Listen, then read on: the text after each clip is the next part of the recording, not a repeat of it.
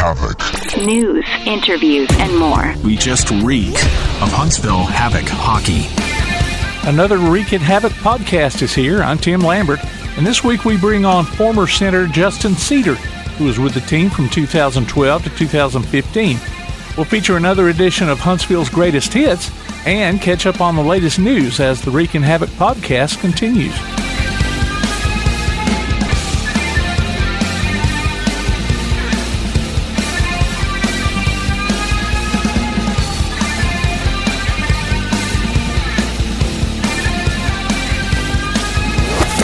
The Reekin Havoc podcast.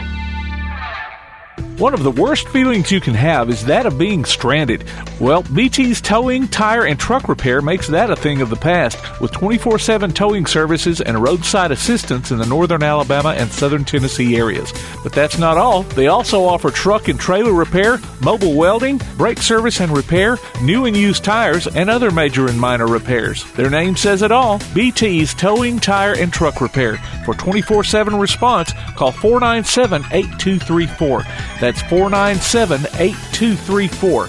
BT's Towing, Tire, and Truck Repair.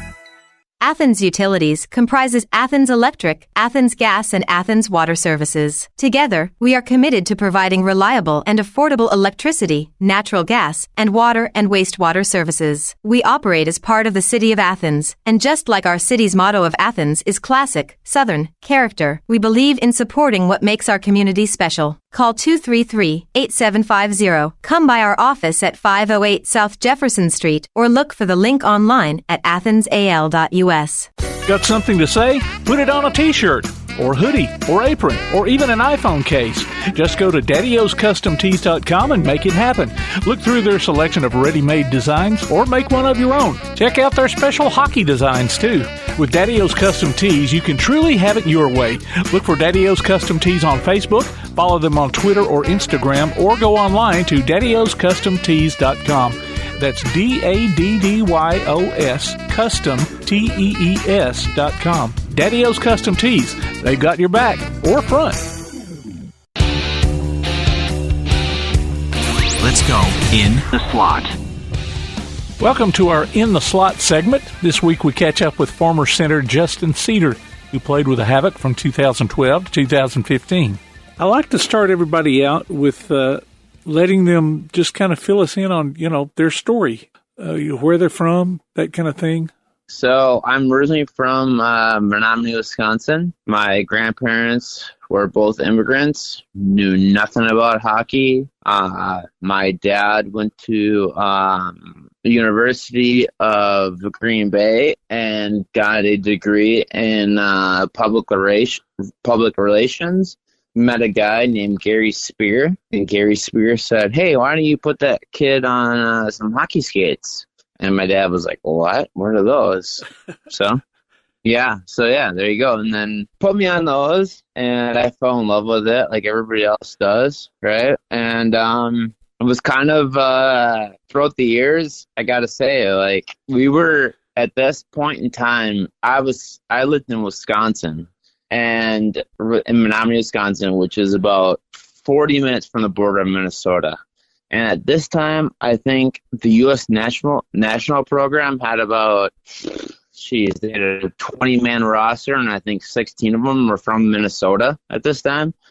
So my parents kind of realized that. We're like, oh, well, we better drive every day to go play against this top competition, because I was getting better and better and better. And so I kind of made my way through the ranks, and then I ended up in Sioux City, Iowa. Actually, I'll never forget. So I was a junior in high school playing for Menominee High in Wisconsin. And I skipped school, right? And this was back when we didn't have cell phones or nothing, right? Okay. So I skipped school with my girlfriend, and we get a message on our machine. And so we play my family's machine. And it's like, this is Marty Quarters from the Sioux City Musketeers in the USHL, the top tier 1 junior A program in United States. We'd like you to come down for a visit. We saw you play in the Minnesota Elite League, blah, blah, blah. And so, yeah. And then it kind of kind of took off from there. So, yeah. How old were you when you first started skating or playing hockey? Oh, I was 3 years old when I started skating, 4 when I started playing hockey. Okay. Were you a Packers fan? Yeah, of course. Yeah, yeah. I had to ask that. I am too. No, yeah. And like I said, my grandpa's from Europe. He didn't know a thing about a thing, but he moved to Wisconsin and was like, we're going to be Packers fans. And so we were Packers fans. So, yeah, Sunday mornings on the couch with my dad, watching Packers games. At that time, it was Brett Favre. So, Did you play any other sports growing up? Oh, yes, I did. Yeah, I played soccer growing up, very competitively, and actually, I had to make a choice according to my dad because I was invited to ODP, which was the Olympic Development Program in Illinois. And we were living in Wisconsin, and I was 12 years old, and a scout came and said, hey, why don't you come down here and train for soccer and, just try to make the Olympic development program as a soccer player. And so my dad kind of said, hey, make a choice, and I chose hockey. So, okay. But yeah. Okay. That was one of my questions was what drew you to hockey. So, it was a choice that had to be made, I guess. Now, how old? Because I was good at it. Well, yeah. Well, I guess that would have something to do with it too. How old were you before you started attracting some of this attention? So I'll never forget. I was so back in these days, Minnesota was such a hub for bringing hockey players in. So they would have these AAA teams, and I'll never forget one day I was playing for some random, because teams would call me and be like, hey, can you come play with us? Because, you're, whatever.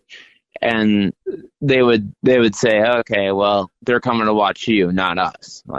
And so that was right around 14, 15, 16 years old. Okay. And at that point, I had already made the select tournament, which I don't know how it works now, but they used to have under 16 selects, under 17, and then they'd pick the top 40 from there for the USA team.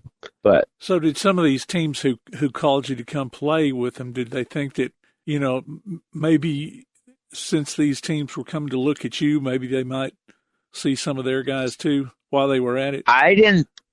At that point, I did not think about that until that one kid said that one day. It was like, wow, they're coming to see you, And then that's when I got put in the USHL, mind you, the top tier 1 junior A program in the United States as a 16-year-old, which at that point there was only 3 other 16-year-olds. One was Kyle Acapulco, who just won a Stanley Cup, and then Mario Lamoureux, and went on to have a great career. And then I don't remember who the last one was, but there was only 4 of us in there as a 16-year-old. So we were highly touted. Well, now you're dropping some of these names. Who were some of the sports heroes that you had growing up, hockey or otherwise? So I always liked Mike Modano. He was one of my favorite because the way he skated and his jersey kind of flowed through the air, and I was a good skater. And we're talking about growing up stages, right? Right. And these were the same times when we had the most intense knee hockey games in my house. Because I got a younger brother who was pretty good at hockey too. And then my parents had adopted another kid too at the time. And so it would be my dad, me, my brother, and the adopted kid. And we would have the most intense games. And then we would watch Wednesday night hockey and then break for commercials, and then game was on. So that was one guy that I really looked up to. Jaromir Jagr was another sports figure. And even Brett Favre. I admired him. I think a lot of blue-collar people admired Brett Favre as well. Yeah. Well, now, as far as the position, was a center the only position you ever played or that you wanted to play? Yeah, I was always destined to be a center, whether it was center midfielder in soccer or center in hockey. I kind of own the responsibility to play the game at the both ends of the rink or field, and also to distribute your puck or ball to your talent. Mm-hmm. Well, okay, so you are playing in the with the Ohio Junior Blue Jackets, and then you go to the BCHL. How does your the transition from the USHL to the BCHL to UAH here locally? How does that go? So being in the top league in the USHL as a 16-year-old and then playing there until you're 19, I think I had 4 years in the USHL in the top league, watching your buddies sign Division I contracts or even NHL contracts left and right, watching them see them go. Like, it was tough, obviously, but to go to the BCHL at the time that I went was awesome. It was the best years of my life. Like, the people in Canada, and I was in a little mountain town in British Columbia, and they just loved their team, and it was just such a refreshing change of pace for me. I didn't feel much stress as I did trying to be a top scorer in the USHL. I could kind of play my game and be myself. So that was very refreshing. And then to head from there down to Alabama, of course, it's a shock. But I spent 8 years in Alabama after I continued my education at the University of Alabama, Huntsville. We were playing there for 4 years. I stayed there for another 2 years playing for their minor pro team, the Huntsville Havoc, and then going overseas for another 2 years too, while residing there in the summertime. So how did you make the connection? How did you make it to UAH, I guess is what I'm asking. Oh, I was recruited there by playing in the BCHL. Then Dan Cole was the coach at that time, and he just recruited me to come to UAH. Okay, all right. And you said you were kind of shocked. What did you have any kind of expectations about hockey in the South? No, actually I didn't, because I didn't think that hockey in Iowa was much different from hockey in Alabama. Oh, okay. So I really didn't. I did not have like a much of a shock until, and we can get into this later, but until I went to Alabama, and then it really wasn't until I started playing for the Havoc, that's when I saw like, what? This place loves hockey. Well, now, while you were at UAH, what was your major while you were there? So I was a business management degree. Okay. Yep. So I completed that, and then let's see, we went through a tumultuous. Well, all the guys that Curtis DeBrun, Keenan Desmet. I'm trying to name off people that we went through a lot of crap because we showed up there and they said, oh, program's folding. Mm-hmm. And then a week later they said, oh, program's back. And then a year later they say, program's folding. We got a new provost. Okay. And then we'd have, and everybody was kind of on that. Like, when we're just hockey players trying to navigate our lives and our passions and what we really care to do. And so when my senior year ended, I got a call from Glenn, and he was like, you want to just try out and play for the Havoc? And I was like, sure, why not? And instantly fell in love with it. Well, you talked about all the stuff that went on, all the turmoil that went on at UAH. I mean, I remember when it was the Channel Cats in town, and UAH would play, and then the Channel Cats would come on and play. And, it was a big deal, UAH winning national championships, and then going to all that stuff that you guys had to go through. And here just a few years ago, it went to a club team. I think they've got, it's at a club status right now, but there for a while, they were trying to raise money. You know what's funny is I will never forget this day. It might have been my first bus trip with the Huntsville Havoc, right? And Keith Jeffries, the guy's a saint. Keith Jeffries was sitting right next to me, and I had just got done playing with UAH, and I said, UAH is going to be around here forever. And he's like, no, Huntsville Havoc is going to be around forever. I'm like, no, they're not. I said, no, they're not. And he's like, yes, they are. And now look where we're at now. Like, I'll never forget that day. Like, that guy, he's one of the smartest people and kindest people I've ever met in my life. He is a true man and a true leader, and I have nothing but good things to say about him. Well, they've been around for a while. I mean, just finished up their 20th year. Yeah. So, we talked about you playing center on the team. What role did you fill while you were playing? Well, when I first came to the team, I came when they were in last place, and somehow we made it into the playoffs, and we made it into the last game against Pensacola in 2013, I believe. We lost in Game 3 when they had 3-game playoffs. So the role on my team, I think, was they were kind of I was more of a distributor, a leader, a playmaker, a guy who tried to do things the right way, who tried to change the environment of the team.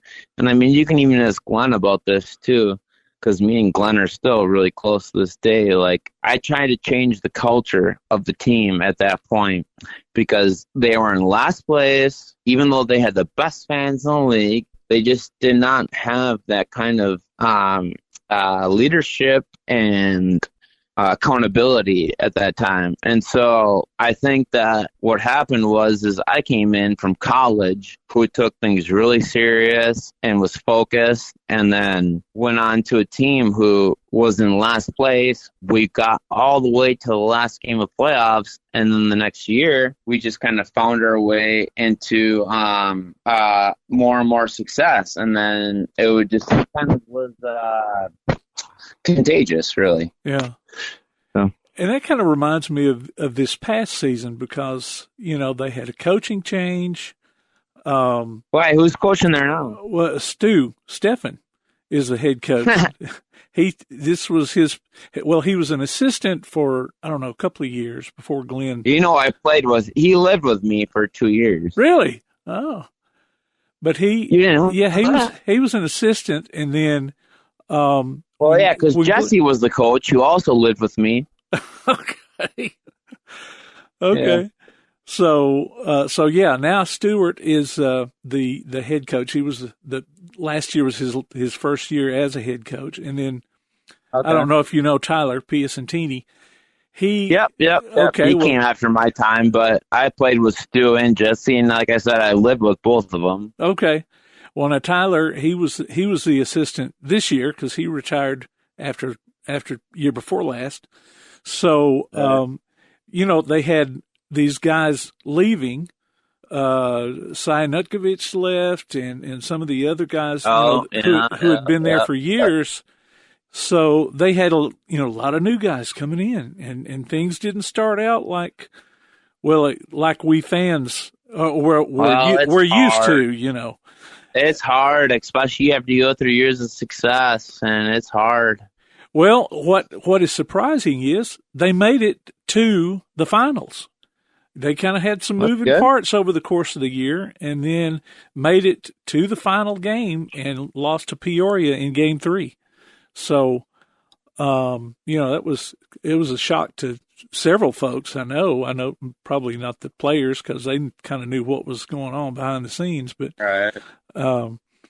but yeah, that kind of reminded me of this past year. Well, now I usually ask about plays or fights that stand out, but, I was going to get to this. There was a big story that revolved around you about an injury that you sustained while you were in Huntsville about 10 years ago. And so it was against Peoria. So can you take us through that ordeal? Yeah, so it was really an odd situation. I was on the forecheck, and basically the long and short of it is I got my leg cut. I didn't know how severe it was, right? So I was on the forecheck. The puck moved out of the zone. I start heading out of the zone to go back check, and all of a sudden the ref, this linesman, looks at me and says, look, your leg. And I was like, what? I was like, what is he talking about? And I moved my pants, my socks and my pants on my leg. I moved them, and all of a sudden blood started squirting to the, like 12 feet in the air. Everybody freaking out. And I just laid down at that point and kind of let the medics take over after that. And, and that was actually I think that was the first game of the season that year, too, in 2013.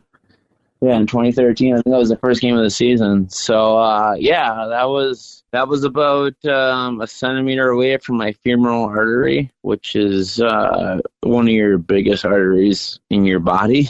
Uh-huh. So that was the concern for that. But, thank God for paramedics and whatnot. They brought me to the hospital and stitched me up, and away you go.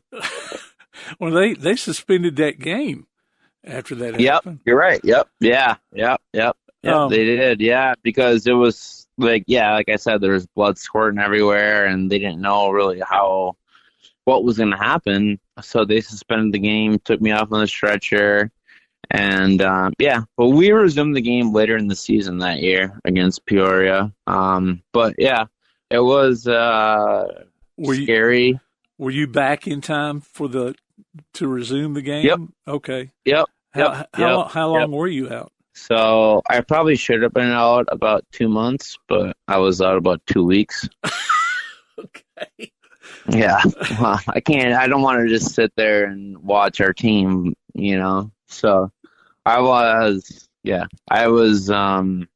ready to get back, and as soon as I was stitched up and did some rehab for, I guess I shouldn't say it was 2 weeks, it was probably more like 4 weeks. So it was probably about a month instead of 2 months. So I came back a bit early, but I was ready to play. We'll be back with more of the Reekin Havoc podcast.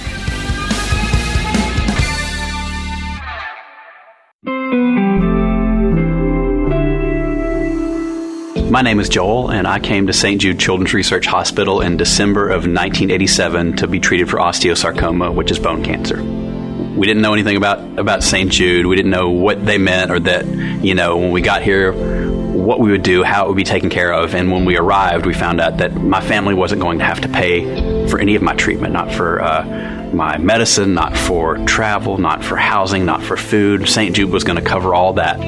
St. Jude supported me in every way, from, taking that financial burden off my parents to making sure that all of my family was included in this time. St. Jude literally means everything to me. I get to go home to my family tonight. I get to cook dinner for them. That's what you're giving. You are giving us everything by supporting St. Jude, so thank you so much. Finding cures, saving children. Learn more at stjude.org. Hey everyone, I'm Jamie Bussell, and you're listening to the Reekin Havoc podcast. Were you much of a fighter? Did you get in any fights? No, I was not a big fighter. So when I was there, some of my closest hockey friends, players, was Aaron McGill. I don't know if you ever had him on this podcast, but not yet. He was. You did? No, not yet. I haven't gotten to him yet. Oh, yeah. You got to get Aaron on here because he loved his time in Huntsville, and he was a big protector. And also, my first year's roommate was Sam Kanata, who was the captain my first year. He also fought. He wasn't big, but he fought. So I was not a fighter. I was just out there to play the game and respect the game and to enjoy it. Okay. So you never got dragged into one? As long as I was in Huntsville, no. Yeah, okay. I know some guys are just kind of standing around and all of a sudden get tapped on the shoulder and go, "You want to go?" Right. And that's happened to me before too. But when I was with the Havoc, I really don't think. No, I don't. I can't say one time. But Well, as far as game day went, did you have any rituals or routines? What was your routine on game day? And you may be a suspicious. I always played soccer with the boys. Two touch with the boys. I had a bunch of little rituals I went through, and now looking back, shoot, when was I there? 10 years later almost, right? And looking back now, it's like, wow, I was out there running 400 meters at 6 o'clock p.m. just to warm up for a game that was going to last till 10 p.m. And now I go to bed at 8 p.m., right?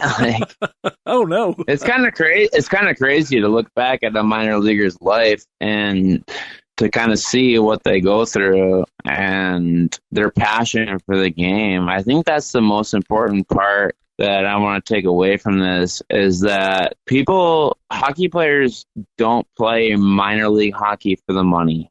They don't do it for the fame. They don't do it for the fame. They do it because they either don't know what else to do with their life or they love the game. And so I think that's important to be communicated to other people. So as far as superstitions, huge soccer guy. Anybody you talk to will know how big of a soccer guy I was. I would even play two touch on a Sunday night after we swept Knoxville, and we'd have a party. I'd still play two touch, Well, you talk about Knoxville, that kind of brings me to a question here that Knoxville seems to be one of the popular answers to. What team did you enjoy beating the most? Did you get the most enjoyment out of beating while you were in Huntsville? Pensacola. Okay. Any certain reason? Because they kind of always seem to have loaded veterans from higher level leagues because they were on Pensacola Beach. And they also drew great crowds, right? So Glenn, obviously, Glenn Tullio. Mm-hmm. Glenn, he was so good at he's the best salesman I've ever met in my life. That guy, and he was true to it. So I don't even know if he's a salesman or not, but he said, Huntsville is the best minor league hockey place to play in the world. And it was true. But Pensacola was up there as well. And Pensacola seemed to always, I don't know if they did not follow the salary cap rule or they paid under the table. So it was always fun to beat Pensacola. Knoxville, no, they weren't that good when I played there. Oh, okay. We used to dominate. Yeah, well, sometimes, even the bad teams can have these guys that just make you want to just kind of stick it to them, Oh, yeah. Well, now, what was your favorite part about playing in Huntsville? The fans. Was there a certain fan community thing that you enjoyed? No, it was honestly the fans and the community. I had played college hockey there for 4 years, and I ended up staying there for another 4 years after that, so a total of 8 years. So I guess not even the fans, just the people. Yeah. It's just, that area is just so welcoming and ready to take on anybody. So there's a lot of props, a lot of props to that city. Well, what about some of the theme nights that they had, or the jerseys? Did you have any favorites? Yeah, well, obviously the Melissa George night was. I still have pictures on my Facebook with George's daughter. Yeah, mm-hmm. And even to add to that, there's still some fans that I still have bought my jerseys on a special night. And I still communicate with them. But Melissa George night, obviously, is a phenomenal event. And I guess you don't really realize it at the time because you just got done playing a hockey game. But you're really kind of doing something, And so that's awesome to look back on. And these jersey auctions that they have, do you remember what the highest one of your jerseys went for? I was going to say 12,000 maybe. Wow. Melissa George night, and I had this was back when Melissa George's twin was still you were able to carry her, and she was riding around with me on the hockey rink while we were rooting for charity. Yeah.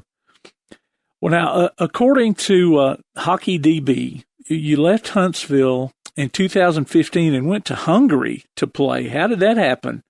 And how was the experience there?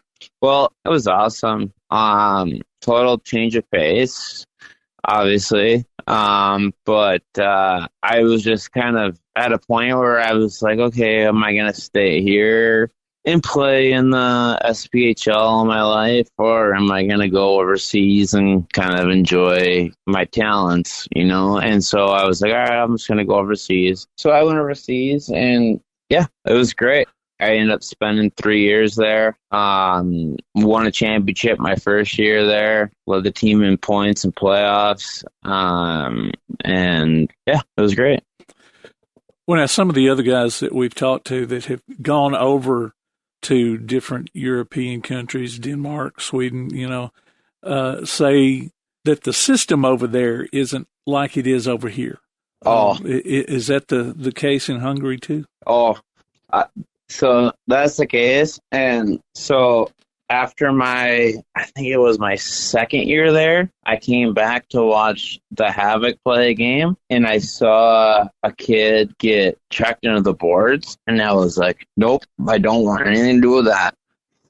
Because over there is not as physical, right? Okay. But the ice is bigger, there's more room. And so when I saw that, I was like, nope, I don't want nothing to do with that. You're over there for 3 years? 3 years. Okay. Yep. And you said you won a couple of championships over there. You got one at UAH too while you were there. Well, we won a conference championship at UAH. Okay. But we won a league championship while I was in Hungary. So. Okay. Yeah, there's a lot of similar players over there, and still to this day in Hungary, who have been like on the cusp of making it. Maybe they played D1 at a lower level school, quote unquote, and they're still there hanging out because you can make a decent living over there, and it's cheap to live over there. It's tax free. So there's a lot of great things that you can accomplish while being over there, Okay. I mean, geez, my buddy Keegan Danzarou, he was a third-round pick for the Ottawa Senators, and he ended up being my teammate for 3 years over there in Hungary. Yeah. And now he's married to a Hungarian girl, and he's still playing to this day. He's 38 years old. He's maybe not as quick as he was, but he's still as smart as he was. His shot still is good. But yeah, he just kind of found his niche and made a living out of it. And he's probably going to retire with a decent amount of money and a cute wife, and he'll figure it out from there. When you pop back up with what we like to call little brother down south for a few games, how did you make it to Birmingham? Well, so I was playing in Hungary, and my daughter at that time, she was 1.5 years old, and she got sick. So we had to move back to the States to get the correct treatment. And so when I was back, I was like, why don't I just play with Birmingham? And then I played with Birmingham for, I don't know, maybe a month, 2 months. And I was just way more focused on my family than hockey at that point. Just kind of took over. So I kind of just left that in the dust. Was there a happy ending to this story with your daughter? Yes. Yeah. No, yeah. Yeah. She's still alive and kicking today, so that was good, but it was just a really stressful time for me and my family. So okay. I was afraid I was going to hear the other shoe drop here, so... No. No. She's probably still skating around with Havoc players today. Well, what told you it was time to hang up the skates? It was really right around that time. Was going back. Yeah, I was playing in Huntsville, or I was playing in Birmingham. So I was living in Hungary, having a great season. Just got named Player of the Week, and I called Glenn from the Havoc and was like, "Hey, are you guys looking for a center?" And he said, "No, I don't think we are." But even though me and Glenn are really close, he shot me straight, which is great. And he goes, "Oh, but I think Birmingham is." And so I went to Birmingham, and then I played with my old teammate Josh Harris in Birmingham and played with him for a little bit. And then my daughter got sick, and then that was kind of really the writing on the wall. So okay. So Glenn is the one that sent you to Birmingham. Okay. Well, he didn't send me there. Well, I mean, pointed you in that direction. Yeah. Okay. Yeah.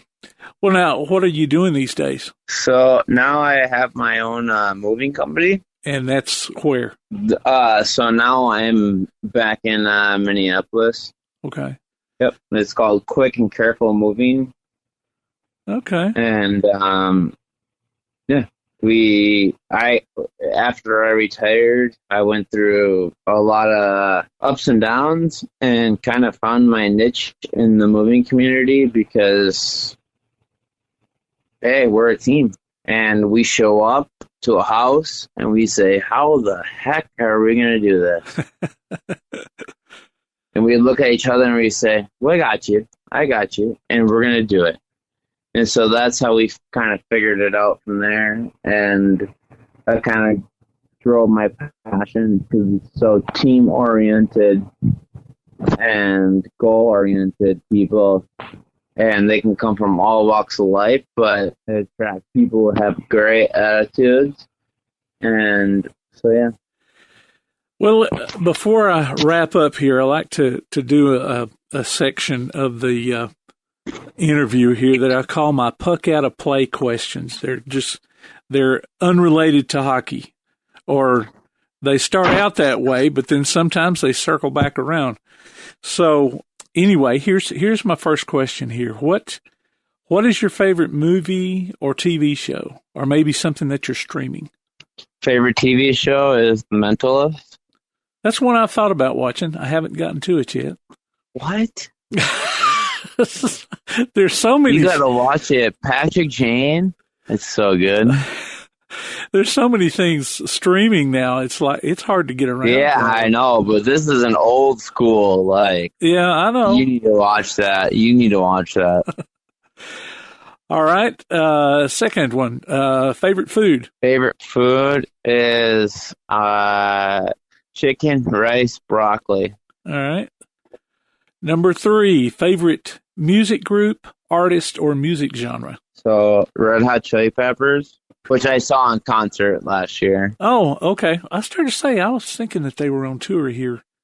No, I saw them at US Bank Stadium in Minneapolis. Oh, okay. What would be your favorite, I'll say, book or author, or maybe nonfiction or fiction? It's got to be John Grisham.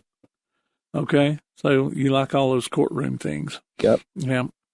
All right. And one last thing, a little bit of Justin Cseter trivia, maybe something that not many people know about you. I usually catch people off guard with that question. Yeah, that's a tough one. Off guard.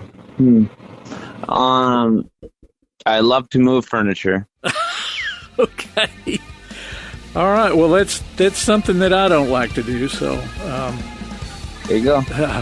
I've moved too many times in my life, so I'm kind of over that. All right. Well, I appreciate your talking to me. Thank you so much. That was Justin Cseter, former Havoc center from 2012 to 2015. We'll be back with more of the Reekin Havoc podcast. The Reekin Havoc podcast. Let's get ready to rumble! Join us now for Huntsville's Greatest Hits, where current and former players recount their most memorable dropping of the gloves. Former Channel Cats and Tornado Center Phil Daigle. We were playing Memphis, and we've been out, recovering from practice a little too late the night before. We had an exhibition game. I guess it was halfway through the middle of the second period, and I was like, dang. I was a little tired, let's say, and went to take face off, and I was like, I think I'm get out of here. So this young fellow was lined up against me, Memphis. I leaned over with my stick, and I pulled him from the back of his legs, and he just looked up at me, and I said, sorry, kid, your number just got drawn, buddy. So I dropped the gloves, and away we went. Down he goes, and we went down on top of him, and Dave Glassman reached down and go, okay, Diggs, that's enough. So I was like, okay, and we get up, and Glassman starts taking me to the penalty box. I said, Dave, where are we going? And he says, Diggs, we're going to the penalty box. I said, hell no, man. I said, I started that fight before you guys dropped the puck. I said, that's a game misconduct. You got to kick me out of here. He's like, oh, yeah, that's right. And away we went, kicked me out. We'll be back with the Reekin Havoc podcast.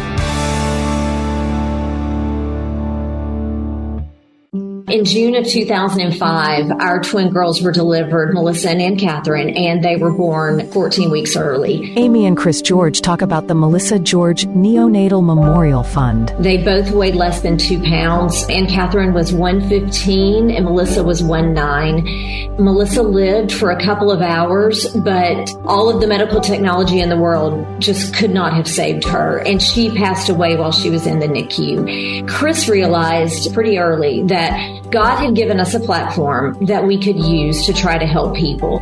So Chris and I started the Melissa George Neonatal Memorial Fund at Huntsville Hospital. To know that Melissa's name is living on, her legacy continues. And I think that was very important to Amy and I, is why the fund is named after her. Because for 7 weeks, Melissa fought so that Ann Catherine would have a chance to live. And I think that we wouldn't be doing her name any justice if we didn't carry on, because we know we wanted to honor her and honor her legacy. And the community, Huntsville Havoc, the community in Huntsville itself, they've rallied around that. And it's been a wonderful support system for us. And I think for a lot of families too, when they see total strangers that are giving. We're online at HuntsvilleHospitalFoundation.org. Click on the Melissa George Neonatal Memorial Fund, and you can give that way. There's no donations too small, and every dollar is just as important as the next one. And if you're giving, then we understand you're giving because you care. And that's what's important, is that we've learned over the years that people give because they care. And you can volunteer. If you're interested in that, you can click on the volunteer tab to fill out an application. We are grateful for any type of support, because we know that once we pull those dollars together, we can do big things. For more information on the Melissa George Neonatal Memorial Fund, visit HuntsvilleHospitalFoundation.org. Hey, this is Alex Kolcheski, and you're listening to the Reekin Havoc podcast. Goalie Mike Robinson has been re-signed for the 2024-25 season, his third with the team. In his 21 appearances, he posted a 14-5 record with a .918 save percentage. He was also called up during 2022 and 23 to both the Adirondack Thunder and the Utica Comets, and appeared in 9 games last year with the Nottingham Panthers in the United Kingdom before returning to the Havoc for the remainder of the season. Defenseman Charlie Risk has also been signed for the upcoming year. He comes from Medicine Hat, Alberta, beginning his career with Mont Blanc in France, where he played with another new signee, Zach Tyson, appearing in 23 games and putting up 11 points. Collegiately, he was at Alberta's Magnus College for over 75 games, totaling 12 goals and 40 assists. 2 Havoc defensemen are retiring from the game, Derek Pearl and Matt Duran. Pearl has been with the team since the 2017-2018 season and saw action in 297 games, where he posted 23 total goals and 84 total assists.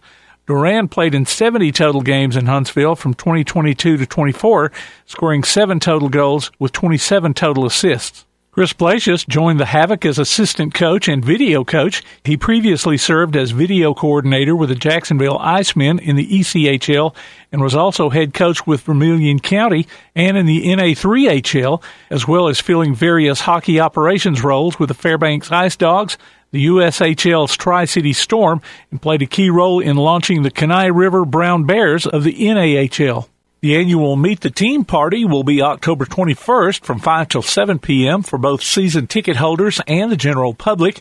In addition to meeting the team, season ticket holders can pick up their gifts. There will be a backstage tour of the VBC. You'll get a preview of the recently installed giant video boards, and there will be complimentary food. Go to HuntsvilleHavoc.com to RSVP. The first annual School Day Showcase will be Wednesday, February 26th. It's an inter-squad game and skills competition starting at 10:30 a.m., incorporating educational elements to provide a unique learning experience for students. Tickets are $15 and include a free ticket to any home game in March, with the exception of the 29th, with 2 free tickets per class for teachers and or chaperones. For more information, go online to HuntsvilleHavoc.com and click on School Day Showcase.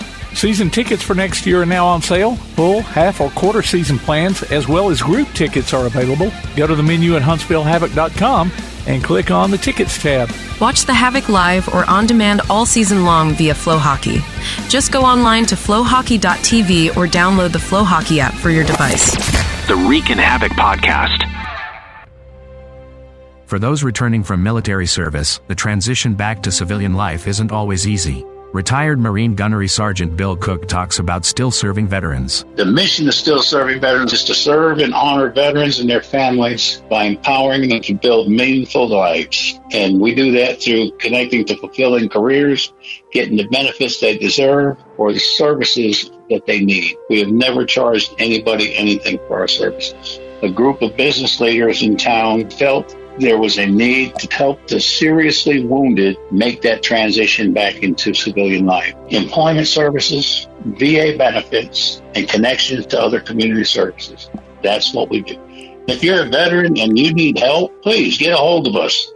Go to that website, ssv.org, and you can find out pretty much anything you need to know about still serving veterans. In Huntsville, call 256-883-7035.